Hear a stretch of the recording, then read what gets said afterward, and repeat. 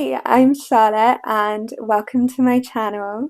I am a content creator over on Instagram and TikTok, but I'm fairly new to YouTube. I recently started sharing my content via YouTube Shorts and it kind of exploded, and I've ended up with quite a lot of followers quite quickly. So a good few years ago, I actually painted the room that I'm standing in pink, and I thought that it was the right thing to do at the time, but it actually was not at all. As soon as I did it, I thought that I liked it at first, and then I quickly learned that it wasn't really my style anymore.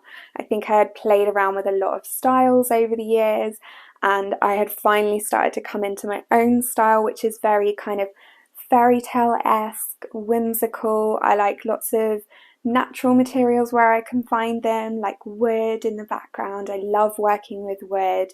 I love a lot of like carpentry and building whimsical things out of wood.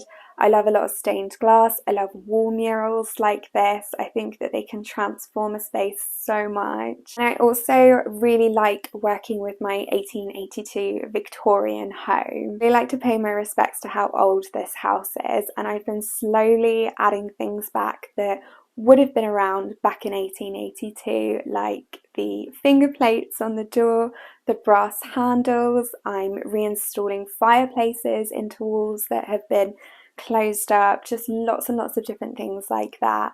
And I like it to have a mix of my own personal style. I've got like a loft net in my loft. That's not very 1882 home, for example, but all the beams and the rafters up there that I refinished are original to the house. You'll just see little things like that around my home where I'm kind of giving a bit of a nod to the age of the house.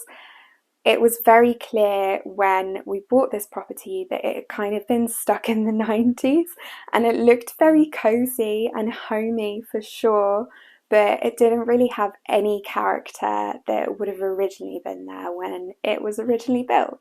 So yeah, let me show you everything that I've done with this room so far. It's not finished just yet. We'll get to that, and it will be completely finished, I think, within the next few months, hopefully, but I'm doing a little bit at a time.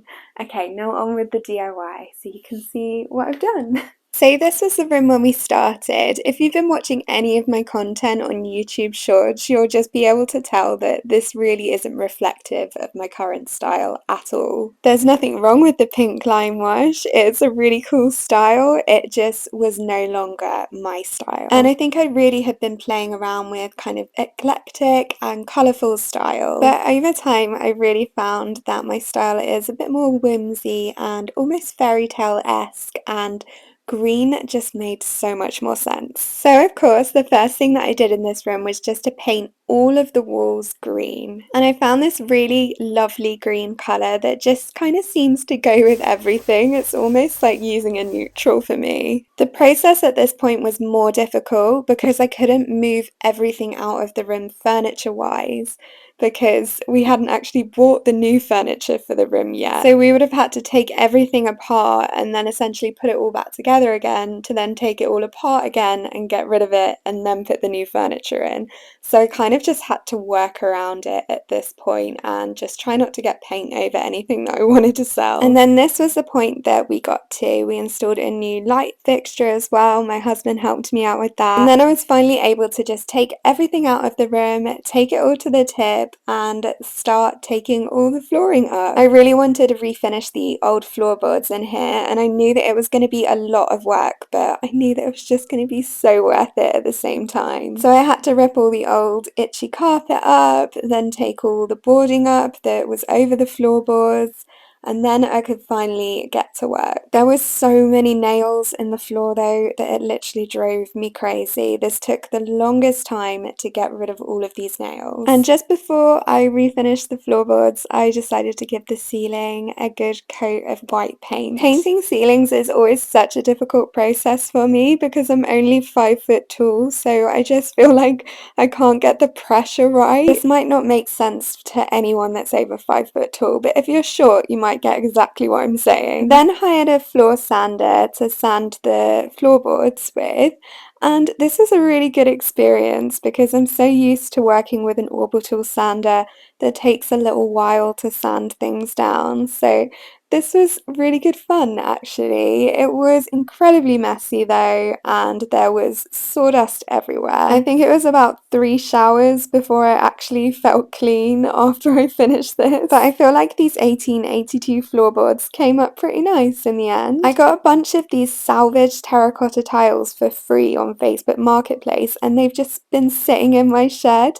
And my husband came up with the coolest pattern for the ones that I had, so they kind of look like suns or stars, so this is how I'm going to do the fireplace here. I also got this fireplace around for 50 quid off the Facebook Marketplace, so I used some cast iron paste to just make it new and shiny again. After I was finished with the floor sander, I just had a little go over on any bits that were patchy with the orbital sander, and I think this is just the best way to do it. The floor sander doesn't seem to be as detailed as an orbital sander would be. So we may have made a bit of an error. What is this? A center for ants? If you haven't seen Zoolander, you're not going to get that reference, and I'm just going to come off really weird. The short of it is I accidentally ordered the wrong size, so I need to order another pot. In the meantime, we were able to install the most whimsical wall mural ever. And I say we, but really it was my husband and me just helping. My husband's the neat one, and I'm the one that you go to if you want a job done really fast. It definitely won't be as neat as he would do it. I was kind of like a surgeon's assistant throughout this whole process, which I actually kind of was for a little while at a hospital. Before I worked out, I was super squeamish and it was not the job for me. I much prefer doing anything creative or DIY related. And this is where we got up to with our fairy tale green bedroom. So I'm going to come back for a part 2 on this with a whimsical wardrobe area and a fantasy style dressing table. I'll see you real soon.